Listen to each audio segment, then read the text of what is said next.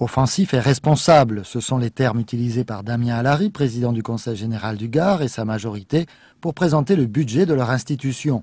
La baisse sévère de certaines recettes, comme les droits de mutation associés aux ventes de biens immobiliers, passés de 75 millions d'euros à 51 millions entre 2008 et 2009, illustre les difficultés des départements à préparer l'année 2010. Pour présenter un budget en équilibre comme je le présenterai demain, il fallait réduire les réductions de crédit de 20 millions d'euros, parce que notre épargne nette s'appauvrit d'année en année. L'État, je le répète, me doit 409 millions d'euros, 5 ans cumulés, 65 millions cette année.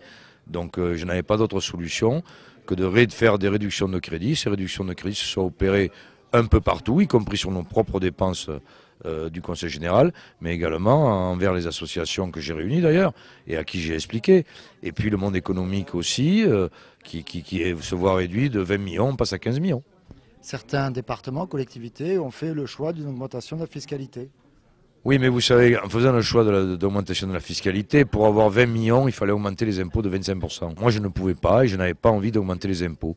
Donc, il faut réduire nos dépenses. On les a réduites pour 20 millions et on maintient quand même 175 millions d'euros d'investissement, c'est-à-dire comme l'année dernière, tout cela en faveur de l'emploi. Le président du Conseil général du Gard peut compter sur le soutien de sa majorité socialiste et communiste pour voter ce budget et pour critiquer les dispositions prises par le gouvernement. Il nous semble opportun dans la période actuelle donc de voter ce budget qui va permettre quand même un certain nombre d'actions de proximité pour les Gardoises et les Gardois, même si c'est vrai que dans un certain nombre de domaines, la voilure est réduite à la baisse. C'est surtout le résultat donc de choix gouvernementaux qui imposent donc aux départements avec des modifications législatives, institutionnelles, avec la disparition de la taxe professionnelle dont on nous dit qu'elle serait compensée, mais on sait très bien que les compensations de l'État sont toujours extrêmement difficiles à obtenir. Le Conseil général du Gard se réunit en assemblée plénière ce vendredi 18 décembre pour voter son budget 2010.